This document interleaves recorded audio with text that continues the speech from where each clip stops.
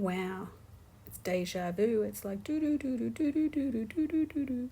It's been nearly a year in the Australian Open. Remember when Djokovic was deported from the country because he hadn't had a certain medical treatment and they thought that he was going to infect everybody? And he decided that his money, his health and his principles were more valuable than becoming the most famous, most recognised tennis player in the world, in history. So he's definitely a man of principles. And now they've decided that he can come and play.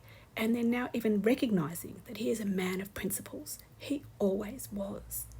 He was a wonderful sports person. Yeah, he might be a bit cocky, but when you're good at something, you don't like being treated like an idiot. And that's what they did. They treated him like a fool.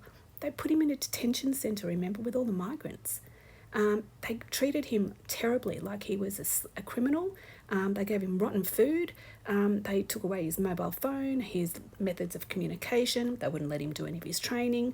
Then they deported him. And now they're going to welcome him back. Wow. So it shows if you give in to tyranny, they never ever relinquish. So he's really set a good standard for the Australian people to not give in to the government. Stand up for yourself. Because if you don't, then they'll just walk all over you. I hope that the Serbian people, when he does come back and plays in a couple of weeks, that they all come out and support him, and everyone in Melbourne should be like, just throwing a huge party. And Australia should be going, wow, thank you, Djokovic. You've shown us all that we can have some big balls and we can stand up for ourselves just like you did.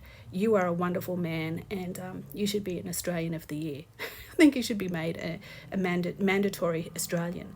The government here and the Tennis Federation all are a disgrace, absolute disgrace. What they did, how they treated him was, egg on their faces. They're all tyrants.